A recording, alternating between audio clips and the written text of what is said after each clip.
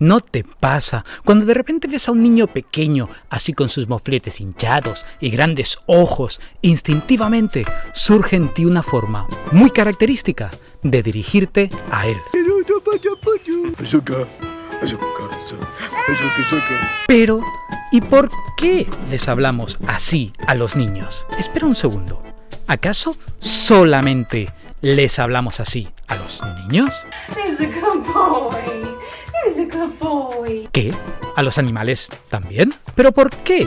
Parecería que hubiera algo casi automático e instintivo en esta particular manera en la que decidimos dirigirnos a ellos. Un tipo especial y característico de habla que nos resulta muy natural de escuchar, tanto que durante muchos años absolutamente nadie le prestó la más mínima atención. Sin embargo, recientes investigaciones científicas están revelando que esta conducta parece ser universal en la especie humana. Da igual lo remota que sea la población investigada. Los humanos parecemos utilizar esta especie de forma de habla para dirigirnos a los bebés y en ocasiones también a los animales. ¿Y por qué? Pues la respuesta te va a volar la cabeza y puede incluso estar detrás de los mismos orígenes de la musicalidad en el ser humano. Quédate y lo veremos. Bienvenido a Biomusicology.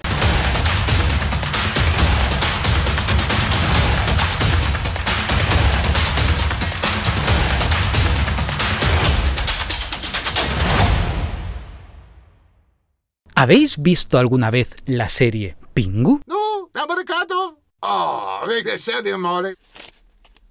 Ne per fare desi ti male bon. Sì, e per difendere da sei. Sempre Quizás lo más fascinante de Pingu es que esta serie nunca tuvo necesidad de ser traducida a ningún idioma. Según Wikipedia, el idioma que se habla en la serie es el penguinese, también conocido como Pinglish. ¿Y en qué país se habla el Pinglish? Pues evidentemente en ninguno, ya que se trata de un idioma inventado. Sin embargo, cualquier persona que haya visto un capítulo completo de la serie se habrá dado cuenta que puede llegar a entender con bastante facilidad toda la trama del capítulo tan solo atendiendo al contexto, a las distintas señales tanto faciales como corporales que los personajes utilizan para comunicarse, de las que hemos hablado ya en anteriores vídeos de este canal, así como a la propia prosodia del lenguaje. La prosodia son todos aquellos elementos del lenguaje que hacen referencia a la entonación, el acento, el tono y el ritmo del habla. Podríamos decir que es la parte más musical que existe del lenguaje humano y que nos permite, sobre todo, añadir emocionalidad a nuestro mensaje. Mira cómo estos niños se comunican.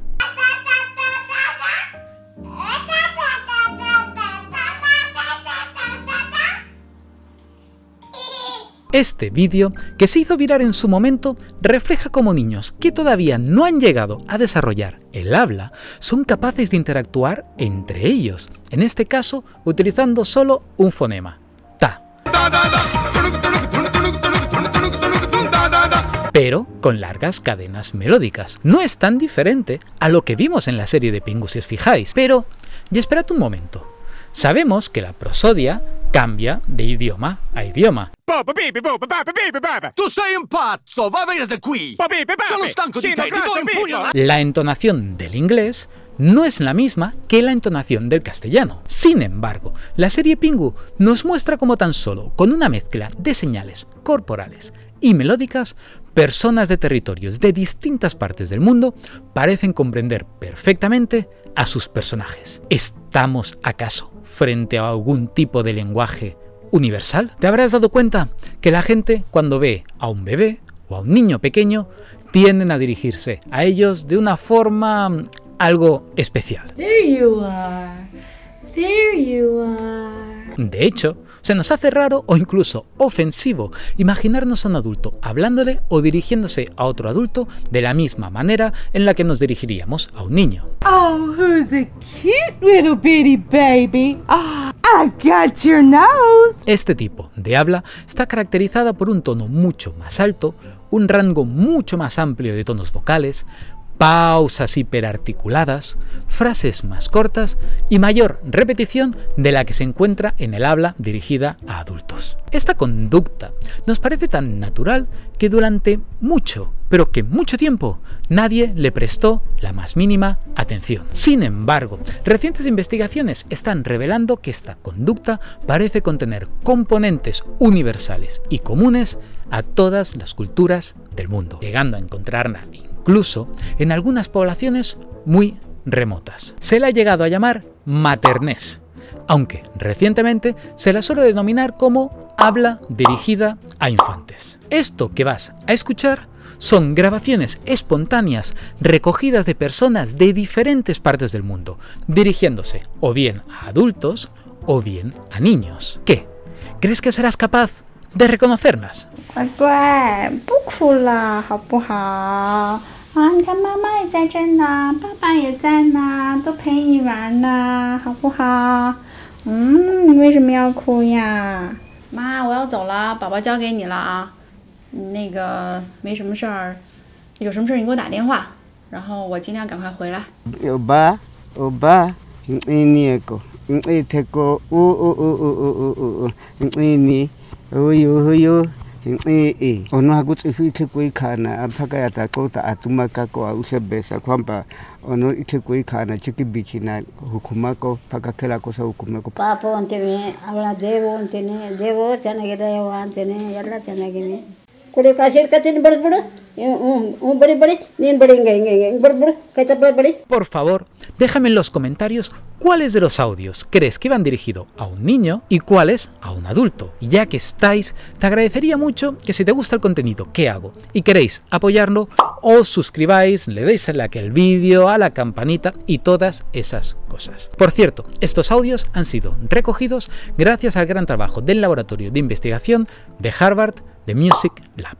Os dejo en la descripción los enlaces al vídeo y a la base de datos. Tanto si habéis acertado o no, lo importante aquí es que hay un grupo de seres a quien se le da especialmente bien identificarlo sin importar de qué parte del mundo vengan. Efectivamente, estamos hablando de los niños. Pero, como veremos más adelante, también son capaces de identificarlo algunos animales de compañía, como los perros y los gatos. En anteriores vídeos de este canal mostramos ya cómo los bebés son capaces de identificar nanas sin importar de qué parte del mundo éstas vinieran, mostrando una evidencia muy fuerte hacia un componente universal de las mismas. Parece ser que lo mismo puede ser el caso para este tipo de habla. De hecho, no solo lo distinguen, sino que al igual que ocurre con las nanas, lo disfrutan.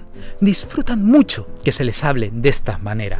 Y tus mascotas también, aunque no entiendan ni papa de lo que les estés diciendo. Pero no solo lo disfrutan. Hablarles de esta manera a los niños es una pieza clave para su desarrollo cognitivo, social y emocional. No son pocas las investigaciones científicas que muestran cómo el habla a infantes juega un rol muy importante en la adquisición del lenguaje. Los padres tienden a utilizar la prosodia para enfatizar las palabras que les quieren introducir a sus hijos.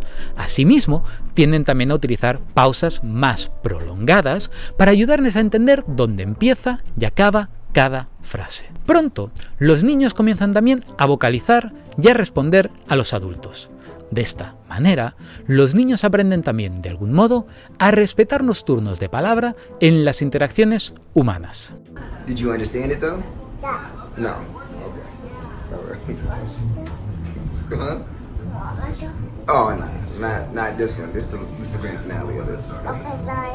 Yeah, that's the last one. Parecería, por lo tanto, que este tipo de habla pudo haber surgido evolutivamente con la función de ayudar y facilitar el aprendizaje del lenguaje en los niños. Y ciertamente, multitud de investigaciones parecen apoyar esta idea. Sin embargo, su función podría ser mucho más amplia. El arqueólogo Steven Mithen considera que el habla dirigida a infantes es una importante prueba a favor del hecho de que la música tuvo que surgir antes que el lenguaje humano y no al revés. Y por ello, una de las características más importantes de esta manera universal de hablar sería la comunicación de emociones. Sería el resto evolutivo de una especie de protolenguaje musical que probablemente nuestros antepasados utilizaron y que a lo largo de la evolución ha ido poco a poco reemplazándose por las formas más modernas y actuales de comunicación. A favor de este hecho, niños que por culpa de algún tipo de discapacidad no logran nunca adquirir las competencias lingüísticas necesarias para utilizar el lenguaje parecen, sin embargo, ser igual de receptivos a este tipo de habla, ya comprender las emociones que desde ella se buscan transmitir. Pero esperad, que hay más.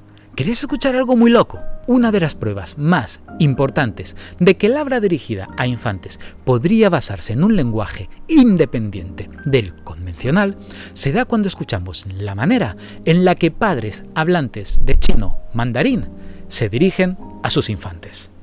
Pero, ¿y por qué esto debería ser tan interesante? Pues porque el chino mandarín es una lengua tonal y, a diferencia del castellano o el inglés, en mandarín cambiar el tono de algunas palabras puede cambiar radicalmente el significado de las mismas. Por ejemplo, en función de con qué contorno melódico pronuncies ma, esto puede significar caballo, regañina, mamá o cáñamo.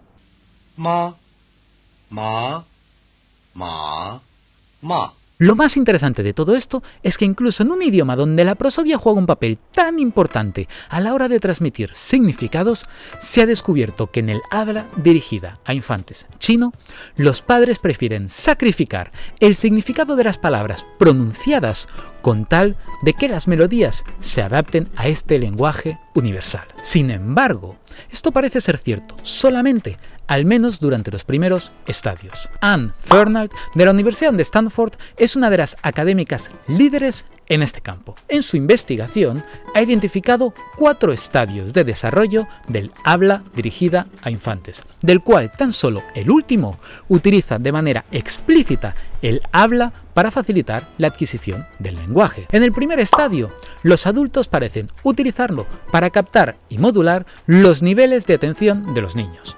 Por ejemplo, cuando el sonido del habla es relativamente intenso, esta causa una respuesta de orientación en el niño, que trata de identificar el origen del sonido. Al mismo tiempo, se ha estudiado que cuando los tonos del habla tienden a crecer en tono, vemos como los niños tienden a abrir los ojos y a prestar atención al sonido, mientras que cuando estos tienden a disminuir, provocan en el niño la tendencia a que se les cierran. A medida que los niños empiezan a crecer, los adultos cambian cómo utilizan este tipo de habla, y comenzaría el segundo estadio. En este nuevo estadio, el adulto utiliza el habla principalmente para modular la excitación y la emoción del bebé.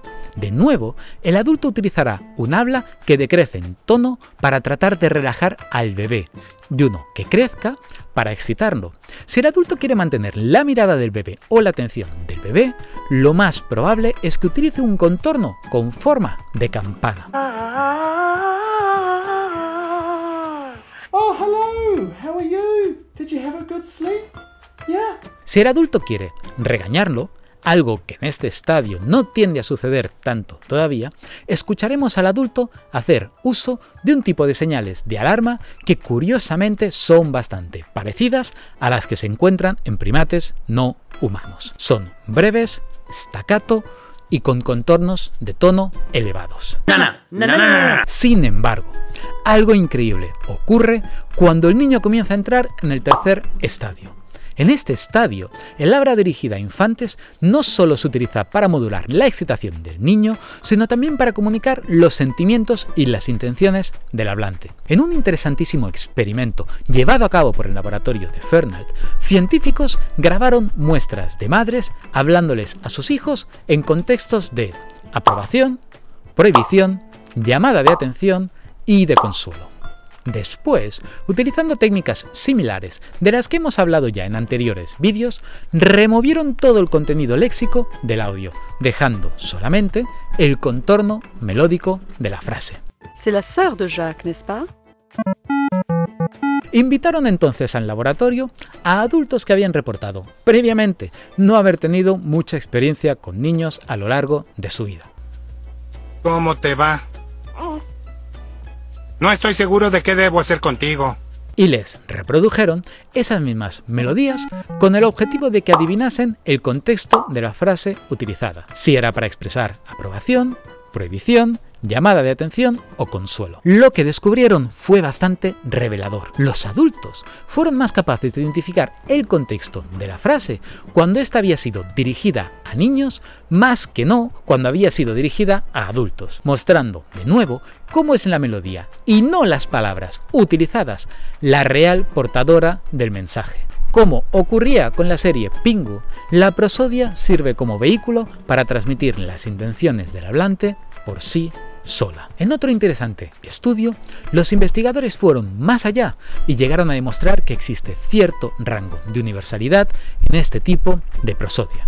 En este experimento, midieron las respuestas de los niños de familias de habla inglesa mientras estos estaban sentados en el regazo de sus madres. Tanto a su lado derecho como izquierdo se encontraban dos altavoces con fotografías idénticas de una mujer con una expresión neutra. Por ambos altavoces comenzaron a reproducirse grabaciones de personas utilizando habla dirigida a infantes, ya sea expresando prohibición o aprobación por un altavoz o el otro. Las respuestas de los infantes a cada tipo de frase se grababan y podían ir desde fruncir el ceño hasta sonreír. Lo importante del experimento es que las frases que los niños escuchaban no estaban solo en inglés, sino también en idiomas que no habían escuchado nunca, como en alemán, italiano, griego y japonés. Finalmente, también había frases en inglés, pero que utilizaban palabras sin sentido, pero aún así manteniendo el mismo tipo de patrones de prosodia. Los resultados fueron claros. Los niños parecían responder sin importar la lengua al tipo de frase que estaban escuchando. Cuando la frase expresaba prohibición, respondían frunciendo el ceño y tendían a sonreír cuando ésta expresaba aprobación. La única excepción parecía, eso sí, ser el japonés. De acuerdo a Fernald, esto podría ser debido al hecho de que las madres japonesas utilizan contornos más estrechos comparados con aquellos utilizados por los lenguajes europeos. Veremos más sobre eso en el futuro. Pero, finalmente, no es hasta que entramos solamente en el cuarto estadio cuando comenzamos, entonces, ahora sí, a utilizar el habla como una herramienta para permitir que los niños aprendan a utilizar el lenguaje. Curiosamente, antes de llegar al cuarto estadio, el habla dirigida a infantes tiende a ser bastante similar al habla dirigida a mascotas. Es decir, les hablamos a nuestras mascotas de manera similar a como hablamos a los niños antes de que estos lleguen al cuarto estadio. Teniendo en cuenta que no tenemos expectativas de que nuestras mascotas aprendan un lenguaje, parece natural que con ellas nunca avancemos más allá del tercer estadio. ¿De quién es? Debe ser propiedad del hospital. ¿Para qué es? ¿Eh? ¿Para qué es? ¿Para abrirme, cosechar mis órganos y matarme? Sin embargo, nuestras mascotas sí que tienen necesidades emocionales, al igual que los niños antes de aprender a hablar, y por eso las resolvemos también de manera similar. Multitud de estudios parecen mostrar cómo tanto perros y gatos parecen mostrar niveles más elevados de atención cuando se les habla de esta peculiar manera. No solo eso, sino que además podría ayudar a que el animal crease vínculos más fuertes con sus cuidadores. Un estudio reciente mostró cómo los perros preferían pasar más tiempo con aquellas personas que se dirigían a ellos utilizando este tipo de habla y menos con aquellas que se dirigían a ellos utilizando un habla típica dirigida a adultos. En sus interacciones con el animal, los participantes utilizaron tanto lo que llamaban contenido perruno como contenido no perruno. Los participantes, por ejemplo, decían: «Hey, ¿te apetece salir a dar un paseo? ¿Te gustaría jugar a la pelota?». Mientras que, por otro lado, decían oraciones tipo: «¿Sabes? El otro día fui al cine a ver la última de Nolan.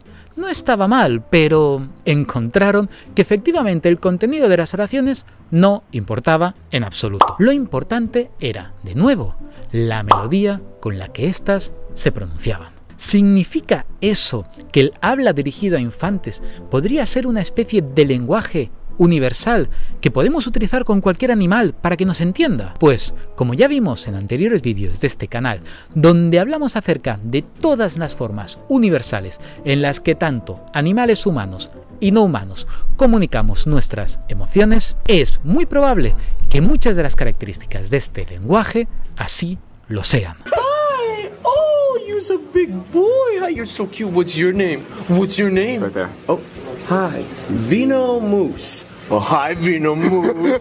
Sin embargo, podría haber algunas que fuesen específicamente humanas, y el hecho de que los perros y los gatos sean también sensibles a ellas puede deberse al proceso de coevolución que estas especies experimentaron con nosotros. Y es que no parecen encontrarse lenguajes parecidos en el reino animal ni en ninguna otra especie de primates. Aparte de nosotros, no parece existir ningún otro primate que utilice un tipo de vocalizaciones diferentes cuando se comunica con sus crías comparado con el que utiliza cuando se comunica con adultos. Y el hecho de que este habla sea tan común y universal en los humanos sugiere que existe un componente evolutivo en él, al igual que, como vimos, ocurre con las nanas y las canciones de cuna. Un componente evolutivo que pudo haber estado incluso detrás de los orígenes de nuestra capacidad de disfrutar de la música. Para comprender sus orígenes tendremos que remontarnos a dos importantes cambios que se dieron en la anatomía del ser humano: el bipedalismo y la pérdida del vello corporal. Estarás pensando que me estoy quedando contigo. O sea, ¿qué tendrá que ver el caminar a dos patas y tener vello corporal con cuidar a bebés, hacer música y comunicarnos melódicamente? Pues suscríbete y dale a la campanita porque en los siguientes vídeos lo vamos a ver. Muchas gracias por haber llegado hasta aquí. Un saludo y hasta otra.